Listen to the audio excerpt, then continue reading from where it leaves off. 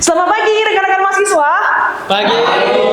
Wah, semangat, senang sekali saya melihat kalian semangat. Iya, rekan-rekan mahasiswa, kita akan melanjutkan materi pembelajaran kita yang dari minggu lalu ya. Kita akan membahas topik tentang Amos 5 ayat 10 sampai 12, ayat 15 dan 24.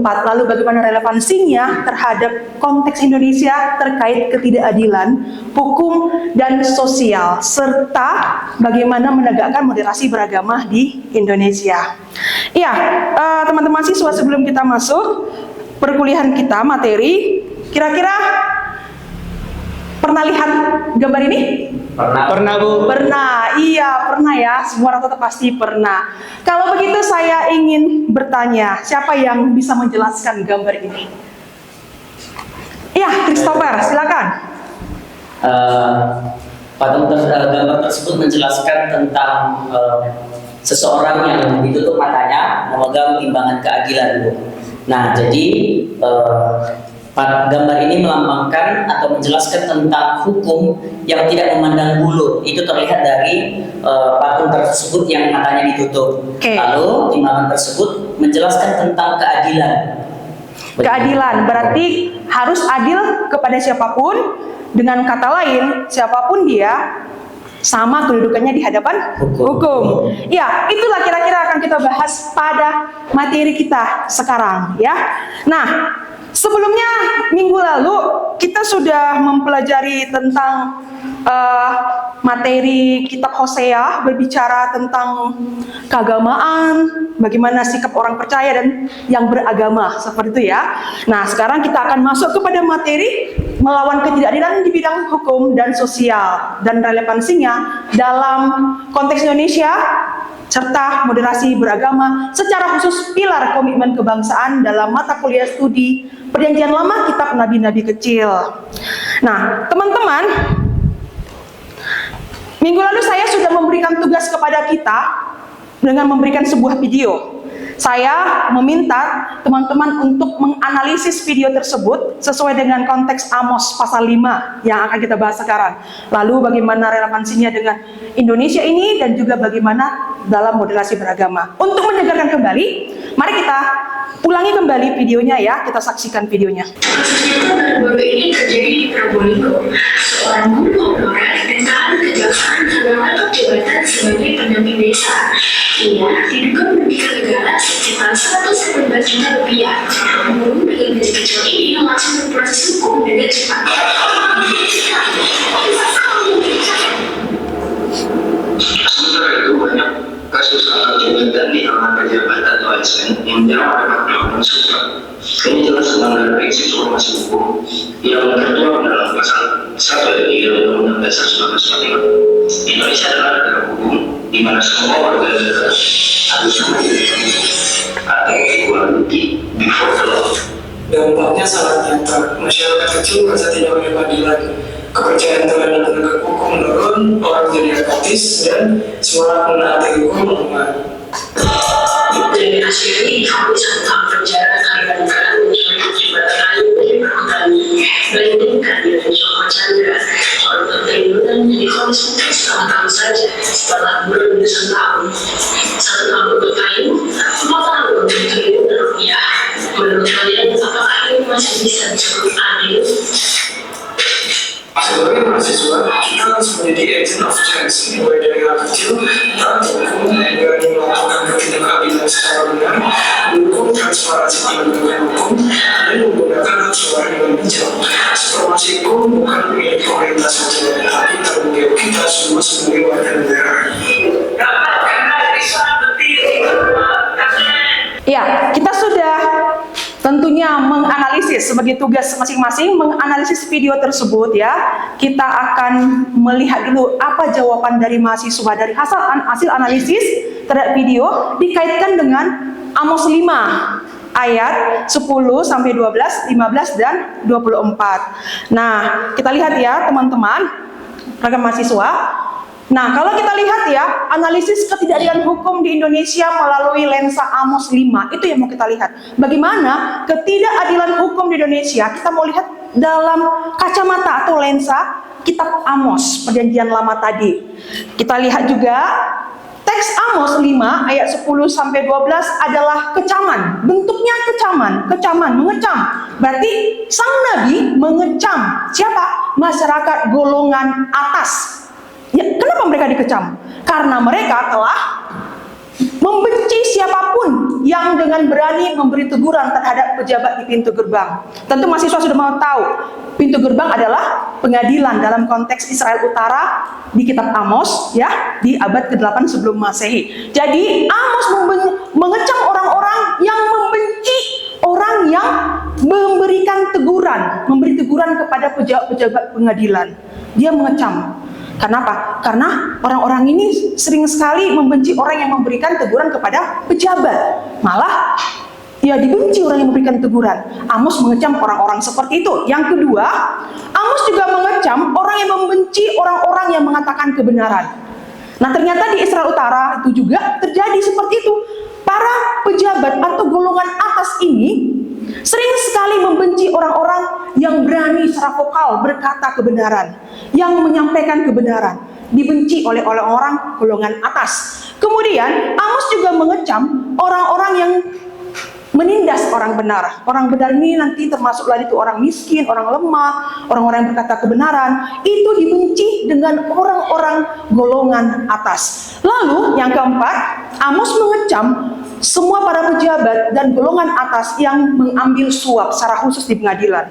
Ya, menyuap hakim misalnya supaya kasusnya aman, menyuap hakim supaya dibebaskan dari hukuman. Dan Amos mengecam orang-orang yang mengesampingkan orang miskin di pintu gerbang atau pengadilan. Jadi dikecamnya lah orang-orang ini yang tidak peduli dengan orang miskin walaupun dia datang untuk mencari keadilan, tapi karena dia tidak punya uang, tidak bisa menyuap, lalu itu dikesampingkan oleh para pejabat hukum. Nah, ini orang-orang yang dikecam oleh siapa? Nabi Amos. Nah, berkait dengan video tadi, ya, video yang kita tonton dan yang sudah kita analisis, kita tentu mengetahui bahwa dalam video itu ditampilkan kasus nenek Asyani yang dihukum karena dituduh mencuri kayu. Ya, dia mencuri kayu tapi dihukum, ya, dipenjara. Nah, di situ juga ditampilkan seorang koruptor bernama Joko Chandra. Koruptor juga dihukum memang, tapi kalau diperlihatkan perbandingan hukuman terhadap koruptor dan juga kepada nenek Asyani tentu tidak mencerminkan keadilan, ya. Nah, jadi kasus ini menyoroti bagaimana penegakan hukum seringkali tumpul ke atas dan tajam ke bawah. Kira-kira paham ya? Tumpul ke atas, tajam ke bawah. Iya, kepada orang berkuasa hukum sepertinya tidak mempan, tapi kepada orang miskin, orang kecil, hukum itu tajam menghukum. Nah, oleh karena itu teman-teman, sebagai hasil analisis dari teman-teman, saya ingin mendengarkan kalian mengungkapkan, memberikan argumentasi, analisis, ungkapkanlah apa yang dapat kalian analisis dari video yang sudah diberikan minggu lalu, berkaitan juga dengan teks Amos. Tentu juga sudah membaca buku-buku tafsir, kita Amos bukan, dari jurnal dan juga dari buku-buku tafsir. Maka kita masuk kepada pertanyaan diskusi ya, kita akan berdiskusi. Jadi saya berharap teman-teman mahasiswa boleh mengungkapkan pandangannya dan pendapatnya. Ya, kita mulai dengan pertanyaan pertama. Ya, pertanyaan pertama ya teman-teman. Pertanyaan pertama, bagaimana kesejajaran antara ketidakadilan hukum yang dikecam dalam Amos 5 dan realitas penegakan hukum di Indonesia seperti yang di video tadi, ya? Dan berikan pendapat berdasarkan contoh konkret dari video. Kira-kira siapa yang bisa memberikan argumentasi dari hasil analisisnya? Kan sudah dikerjain ya. Siapa? Saya, Bu. Ya, silakan, Alex. Baik, Bu, terima kasih, Bu. Izinkan memberikan analisis dari video. Dari teks Amos pasal 5, kita telah melihat dan mempelajari bagaimana teks ini memang menyoroti, mengkritisi dengan tajam situasi masyarakat Israel kuno yang menindas yang miskin dan memanipulasi hukum. Nah, jika kita melihat dalam konteks Indonesia, tentu hal ini sangat sejajar erat, kuat, dan relevan. Yang pertama, jika kita melihat pada Amos 5 ayat 10, di sana dijelaskan bahwa mereka membenci orang yang berkata benar dan bahkan menindas mereka. Nah, jika kita melihat di Indonesia, setiap orang yang mencoba berkata benar membuka tindak-tindakan korupsi itu biasanya akan mengalami intimidasi, bahkan mengalami serangan balik, dan juga hukum akan dimanipulasi. Yang kedua, kita juga melihat kesejarannya dari Amos 5 ayat yang ke-12. Di sana dijelaskan bahwa mereka itu menindas orang yang benar, mengambil suap, dan mengesampingkan orang miskin di pintu gerbang. Dari video diperlihatkan ada 3 kasus. Yang pertama itu ada kasus nenek Asyani yang dituduh mencuri kayu dan kemudian diancam hukum penjara sebanyak 4 tahun, namun kemudian akhirnya divonis 1 tahun. Nah, kita melihat di situ bagaimana praktik hukum itu sangat efisien kepada masyarakat yang lemah, masyarakat yang miskin. Jika kita melihat kasus yang kedua, diperlihatkan ada seorang koruptor triliunan dan juga menjadi seorang buronan bertahun-tahun. Dia divonis dihukum sebanyak 4,5 tahun. Di sini kita melihat perbandingan hukum yang terjadi antara pencurian kayu yang dihukum 1 tahun dan juga tindak korupsi bertriliun dan menjadi buronan dihukum hanya 4,5 tahun. Dan sangat menarik jika kita melihat juga pada case yang ketiga, yaitu tentang kasus rangkap jabatan. Sudah jelas jika kita melihat undang-undang kita, yaitu pada Undang-Undang Pasal 1 Ayat 3 Undang-Undang 1945 dijelaskan bahwa rangkap jabatan itu adalah perilaku yang salah terhadap hukum di Indonesia. Namun jika kita melihat bagaimana realitasnya, orang-orang tersebut tidak mendapatkan keadilan dalam hukum. Mereka tidak disoroti dalam penegakan hukumnya. Demikian yang bisa saya coba jawab, Bu, berdasarkan analisis pertanyaan pertama, Bu. Iya, terima kasih untuk Alex. Kira-kira rekan-rekan yang lain sependapat atau ada pandangan lain? Sependapat? Sependapat. Iya, sependapat. Kira-kira begitu ya. Baik, kalau memang semuanya ada sependapat, mari kita lanjut kepada pertanyaan pertama bagian B. Jelaskan bagaimana prinsip-prinsip hukum yang dilanggar dalam kasus Nenek Asyani dan Joko Chandra mencerminkan ketidakadilan sosial yang lebih luas. Jadi, kata kuncinya bagaimana ini mencerminkan ketidakadilan sosial yang lebih luas. Siapa kira-kira yang bisa memberikan jawaban setelah menganalisis video dan teks Amos? Saya, Bu. Iya, silakan Nona. Jika kita menarik kasus Nenek Asyani dan juga kasus Joko Chandra untuk mencerminkan keadilan sosial yang secara luas, maka sesungguhnya dari kasus itu dapat terlihat bahwa status sosial dan juga ekonomi menentukan keadilan yang diterima oleh setiap orang. Selanjutnya, secara khusus untuk kasus yang dilakukan oleh Joko Chandra, di dalam kasus yang dilakukan yaitu korupsi uang senilai triliunan, maka itu juga sebuah kasus yang sangat mempengaruhi masyarakat kecil.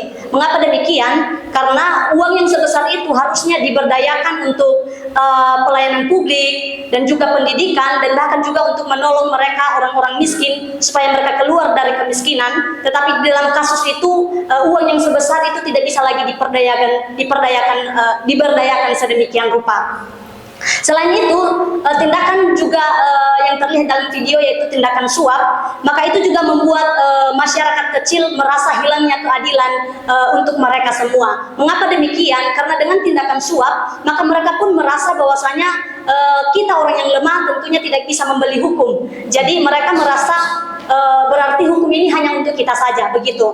Dan selain itu, tindakan hukum yang berlebihan terhadap mereka juga golongan miskin itu juga semakin memperburuk tekanan mereka dan bahkan kemiskinan mereka. Mengapa demikian? Karena ketika mereka melakukan sedikit kesalahan, maka itu akan dianggap serius oleh pemerintah dan itu akan beresiko juga dengan sangat fatal. Demikian yang bisa saya sampaikan terkait video ini. Terima kasih tuh Nona. Berikan dulu plus Nona ya.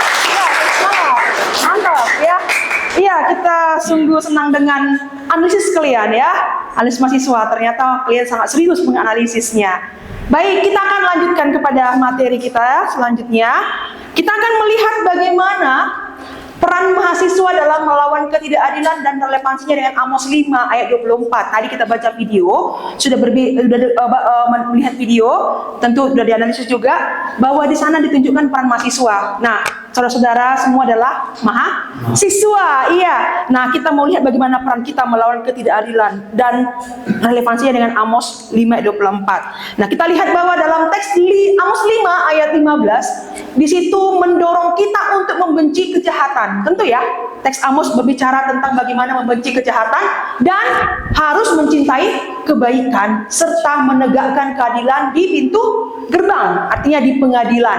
Lalu pada puncaknya teks Amos 5 ini berpuncak dia di mana? Di Amos 5 ayat 24. Inilah puncaknya yang menegaskan, tetapi biarlah keadilan bergulung-gulung seperti air. Keadilan itu bergulung-gulung seperti air dan kebenaran seperti sungai yang selalu mengalir. Mengerti ya? Kalau dikatakan keadilan itu bergulung-gulung seperti air, artinya keadilan itu bagaimana? Ya seperti air yang bergulung-gulung, ombak yang bergulung-gulung. Ya harus keadilan yang melimpah gitu ya. Melimpah itu harus keadilannya. Lalu seperti sungai yang selalu mengalir, itu kebenaran. Kebenaran itu diibaratkan seperti sungai yang selalu mengalir. Kalau sungai selalu mengalir, tidak pernah kering, tidak ada yang haus akan kebenaran, karena kebenaran itu seperti sungai itu. Harusnya seperti itulah. Dan itu yang ditegakkan oleh Amos 5 ayat 24. Nah, tadi video yang sudah kita tonton dan juga sudah kita analisis menyoroti peran mahasiswa sebagai apa tadi? Agent of change. Iya, agent of change. Nah, sebagai agent of change, dia akan mendorong penegakan hukum yang adil. Mahasiswa berperan sebagai agent of change untuk mendorong terjadinya penegakan hukum yang adil. Oleh karena itu kita akan diskusikan hal ini, teman-teman. Nah, untuk diskusinya dipandu dengan pertanyaan yang kedua. Pertanyaan kedua, bagian A, bagaimana Anda semua menafsirkan ajakan Amos untuk membenci kejahatan, mencintai kebaikan, dan menegakkan keadilan di pintu gerbang, serta bagaimana supaya keadilan itu bergulung-gulung seperti air dan kebenaran seperti sungai yang tidak pernah berhenti dalam konteks tanggung jawab saudara-saudara, rekan-rekan mahasiswa di Indonesia saat ini. Siapa kira-kira yang bisa memberikan pandangan tentang ini? Saya, Bu. Ya, Marni, silakan. Ya, kalau kita lihat peran mahasiswa dalam melawan ketidakadilan dan relevansinya dengan Amos yang telah kita bahas tadi, Ibu, ialah ternyata pada bagian ini seperti yang telah kita pelajari, panggilan Nabi Amos bukanlah suatu panggilan hanya sekedar berpangku tangan atau bersimpati, tapi ini adalah panggilan untuk tindakan aktif. Di dalam hal apa? Yang pertama, membenci kejahatan, mencintai kebaikan, dan menegakkan keadilan di pintu gerbang atau pengadilan. Dan bagi mahasiswa Indonesia saat ini berarti yang pertama, membenci kejahatan secara aktif, menolak dan mengutuk korupsi, rangkap jabatan yang menyalahgunakan kekuasaan, dan segala bentuk ketidakadilan termasuk diskriminasi hukum. Yang kedua, mencintai kebaikan. Dalam hal ini secara aktif mempromosikan integritas, kejujuran, dan solidaritas dengan miskin dan yang tertindas. Dan yang terakhir di sini ialah menegakkan keadilan di pintu gerbang. Ini adalah panggilan untuk menjadi advokat, baik itu di ruang publik, di kampus, di sosial media, dan di hadapan penegak hukum sekalipun, menuntut sistem hukum dan adil, akuntabel. Dan yang kedua, sikap atau peran mahasiswa saat ini ialah biarlah keadilan bergulung-gulung seperti air dan kebenaran seperti sungai yang mengalir di dalam Amos yang telah kita pelajari. Dan ini merupakan satu gambaran tentang keadilan yang dinamis, kuat, dan berkelanjutan. Keadilan ini tidak boleh statis atau hanya menjadi cita-cita di atas kertas putih saja, tetapi keadilan ini harus menjadi kenyataan yang meluap dan menjangkau setiap aspek kehidupan masyarakat dan memastikan tidak ada satupun atau seorang pun yang tertinggal diperlakukan tidak adil secara terus-menerus. Demikian, Bu. Ya, terima kasih. Pandangan yang sangat baik ya. Analisisnya cukup tajam dan ya menarik jawabannya. Kita lanjut kepada materi kita. Kita akan membahas tentang Tantangan dan harapan dalam melawan ketidakadilan melalui sudut pandang Amos 5. Bagaimana tantangan dan harapan melawan ketidakadilan melalui sudut pandang Amos 5? Nah, kita tahu ya, di Amos 5 dikatakan bahwa ketidakadilan itu merajalela, penindasan merajalela, penolakan terhadap kebenaran juga merajalela, ya. Lalu Amos sebenarnya sekalipun dia mengecam, dia juga menawarkan harapan untuk apa? Untuk menegakkan keadilan dengan memanggil umat Israel pada masa itu supaya mengalami pertobatan. Bertobat, tinggalkan kelakuan ketidakadilanmu, penindasanmu, tinggalkan, bertobatlah, kembali kepada Tuhan, lakukan kebenaran, lakukan seperti ayat 24, tegakkan keadilan seperti sungai, seperti air yang terus bergulung-gulung, lalu juga seperti sungai yang kebenaran, seperti sungai yang tidak berhenti mengalir. Nah, kita lihat tadi video juga menyoroti tantangan seperti kurangnya kepercayaan masyarakat, ya. Tadi kita lihat ada dijelaskan bahwa kurangnya kepercayaan masyarakat terhadap penegak hukum, karena memang kita sering dengar hukum itu bagaimana? Tajam ke bawah, tumpul ke atas, seperti itu. Iya. Jadi banyak orang jadi apatis terhadap keadilan, penegakan keadilan, dan akhirnya semangat untuk mentaati hukum itu melemah. Nah, kita mau analisis ini ya, bagaimana sebenarnya harapan kita untuk menegakkan keadilan di negeri kita berdasarkan Amos. Nah, kita akan dipandu dengan pertanyaan ketiga, bagian A. Apa tantangan terbesar yang Anda lihat dalam mewujudkan keadilan hukum dan sosial di Indonesia? Dan bagaimana Anda mengatasinya dengan melihat pada prinsip-prinsip yang ada pada Amos 5 yang sudah kita pelajari? Siapa yang bisa memberikan pendapat untuk bagian A? Saya coba jawab, Bu. Iya, silakan Nora. Iya, tantangan terbesar melawan ketidakadilan adalah terjadinya kerapuhan sistem hukum. Nah, beberapa yang saya lihat, Bu, saya analisis dari video, bahkan juga Amos 5, ya. Ada beberapa. Yang pertama itu kepercayaan masyarakat terhadap penegak hukum itu menjadi berkurang. Mengapa? Karena ini adanya dampak suap, seperti Amos 5 ayat 12 tadi dikatakan. Nah, hal ini pun sudah sangat sering terjadi di Indonesia. Bagaimana penegak hukum sekalipun mereka tertangkap karena memanipulasi kasus. Contohnya yaitu kasus Joko Chandra, di mana Joko Chandra menyuap bahkan melibatkan pihak-pihak lain untuk kabur, seperti itu. Yang kedua, tantangannya yaitu masyarakat pun menjadi memiliki sikap apatis dan semangat untuk menaati hukum pun menjadi lemah. Ketika mereka melihat, masyarakat melihat bahwa kaum kapital, bahkan orang-orang kaya, mereka bebas dari hukum, sehingga mereka membuat mereka tidak termotivasi untuk menaati hukum lagi, seperti itu, Bu. Yang ketiga, tantangannya yaitu terjadi tekanan kekuasaan dan juga politik, di mana pejabat-pejabat yang tadi merangkap jabatannya, bahkan para koruptor, jadi punya sumber daya politik, bahkan sumber daya ekonomi, sehingga mereka punya kuasa untuk memanipulasi, menekan proses hukum, seperti itu, Bu, demi kepentingan mereka sendiri. Demikian yang bisa saya jawab. Terima kasih, pandangan yang sangat baik.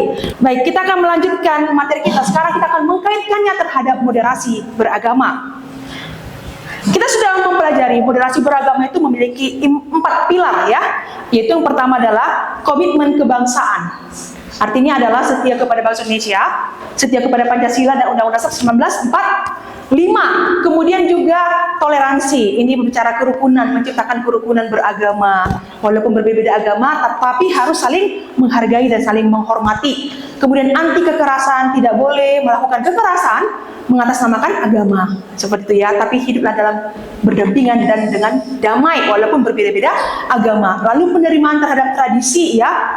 Penerimaan terhadap tradisi, kita menerima tradisi-tradisi budaya lokal seperti kearifan lokal. Kita saling menghargai walaupun berbeda suku bangsa. Bangsamu apa, bahasamu, bahasa daerahmu apa, kita harus saling menghargai. Itu yang keempat. Berarti ada 4 pilar moderasi beragama. Nah, kita akan merelevansikan pilar moderasi beragama ini, tapi secara khusus adalah pilar pertama, komitmen kebangsaan dalam konteks Amos 5. Kita akan merelevansikannya. Teman-teman mahasiswa sudah mempelajari bagaimana Amos 5? Sudah mempelajari konteks keadilan di Indonesia dan juga sudah mempelajari moderasi beragama. Lalu bagaimana kita merelevansikannya dengan konteks Amos 5? Saya akan meminta pandangan teman-teman semua dengan dipandu oleh pertanyaan bagian A-nya, bagaimana tindakan Nabi Amos? Tindakan Nabi Amos, Nabi yang sudah kita pelajari di Amos 5 dalam melawan ketidakadilan hukum dan sosial. Siapa yang bisa memberikan pandangan? Saya, Bu. Ya, Christopher lagi, silakan. Baik, Bu, terima kasih. Saya akan coba menjawab. Dari apa yang telah saya baca dan saya analisis mengenai teks kitab Amos ini, saya melihat bahwa tindakan Nabi Amos dalam melawan ketidakadilan hukum dan sosial ini bukan berdasarkan tindak kekerasan ataupun revolusi politik begitu. Tetapi Nabi Amos melawan ketidakadilan hukum dan sosial ini dengan menyampaikan firman Allah atau kebenaran Allah sebagai nabi yang dipercayakan Allah menyampaikan apa yang dia kehendaki bagi bangsanya. Dalam seruan tersebut saya mendapatkan 4 bagian penting dalam seruan Nabi Amos kepada kaum-kaum yang melakukan tindak ketidakadilan hukum dan sosial. Yang pertama adalah dalam seruan tersebut Nabi Amos menyampaikan teguran keras dan kritik yang tajam kepada mereka yang melakukan ketidakadilan hukum dan sosial, secara khusus terhadap mereka yang kalangan atas. Nah, dalam hal ini saya melihat Nabi Amos secara terbuka mengecam pimpinan dan orang-orang kaya di Israel Utara yang menindas orang-orang yang miskin, yang seharusnya membutuhkan keadilan. Tetapi mereka melakukan ketidakadilan sehingga Nabi Amos dengan tegas mengecam mereka, para pemimpin dan para hakim yang menerima suapan. Dalam teguran tersebut juga Nabi Amos menunjukkan bahwasanya adanya kemunafikan bangsa Israel ataupun pemimpin-pemimpin tersebut, di mana mereka melakukan berbagai ritual keagamaan tetapi dibarengi dengan tindakan ketidakadilan mereka di tengah-tengah masyarakat.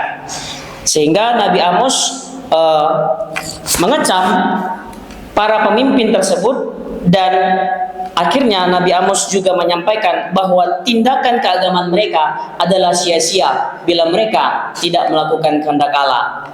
Dengan kata lain bahwasanya tindakan keagamaan yang tidak disertai dengan tindakan nyata adalah suatu yang tidak berkenan di hadapan Allah.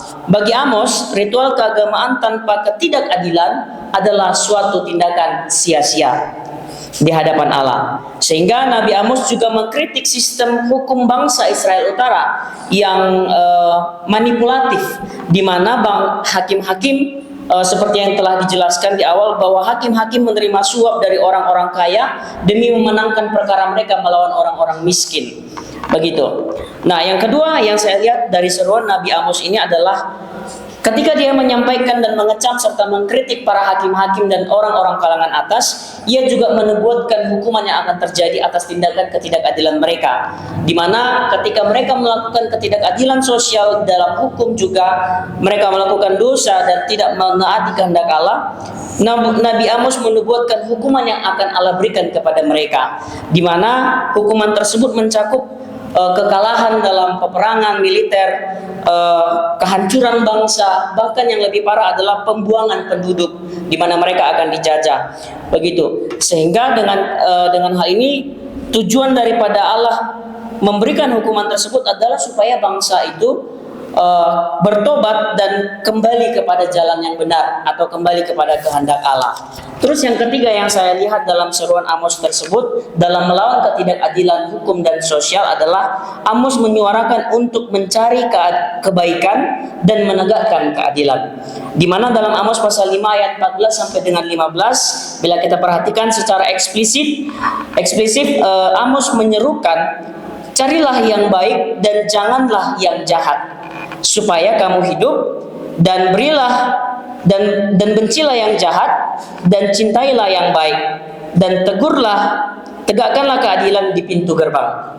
Nah, seruan Nabi Amos ini menekankan bahwa hendaknya bangsa Israel bertobat dari kejahatan mereka dan melakukan kebaikan serta keadilan secara konkret dalam kehidupan bermasyarakat sebagai jalan satu-satunya untuk menghindari hukuman Allah.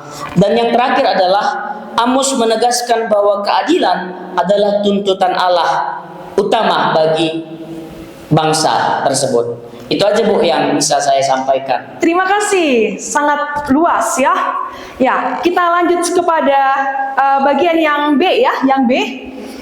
Bagaimana pesan tadi ya, pesan Amos, berarti bicara keadilan. Itu pesan utamanya ya, keadilan.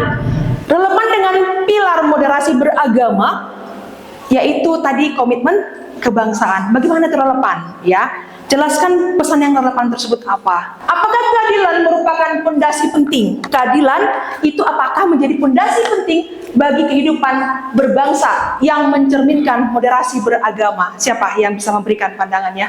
Saya Bu. Ya, Ruth, silakan. Ya, keadilan adalah fondasi penting bagi kehidupan berbangsa yang mencerminkan moderasi beragama. Dan ada beberapa alasan mengapa keadilan ini merupakan fondasi yang sangat penting bagi kehidupan berbangsa. Yang pertama, keadilan adalah prinsip universal di semua agama. Dimana kita tahu bahwa hampir semua agama, termasuk Islam, Kristen, Hindu, Buddha, dan Konghucu, itu menekankan pentingnya keadilan. Jadi pesan Nabi Amos Pesan Amos adalah salah satu contoh bagaimana teks keagamaan secara eksplisit menuntut keadilan. Oleh karena itu, menjunjung tinggi keadilan dalam kehidupan berbangsa adalah suatu bentuk perwujudan dari nilai-nilai agama yang dimoderasi. Di mana agama tidak hanya dilakukan atau dipraktikkan secara ritual, tapi juga secara sosial. Yang kedua, keadilan menciptakan kepercayaan dan kerukunan. Kalau kita melihat ketika semua warga negara diperlakukan secara adil dan tanpa diskriminasi, kepercayaan terhadap institusi negara dan terhadap sesama warga negara akan meningkat. Jadi hal ini akan memperkuat kerukunan dan persatuan bangsa yang merupakan tujuan utama dari komitmen kebangsaan. Demikian Bu. Terima kasih, pandangannya juga sangat baik. Saya sangat bangga terhadap mahasiswa, rekan-rekan mahasiswa memberikan pandangan yang sangat luas dan sangat dalam ya. Ya, mari kita memberikan aplaus dulu untuk kita semua atas berharap ya langkah-langkah konkret yang sudah kita temukan itu benar-benar bisa kita suarakan. Kita melakukannya seperti suara Nabi ya. Nabi menyuarakan keadilan, menyuarakan kebenaran. Kita juga sebagai mahasiswa agent of change dan seluruh rakyat Indonesia perlu menyuarakan keadilan. Dan tentu keadilan ini dan kebenaran ini tidak bertentangan dengan ajaran agama.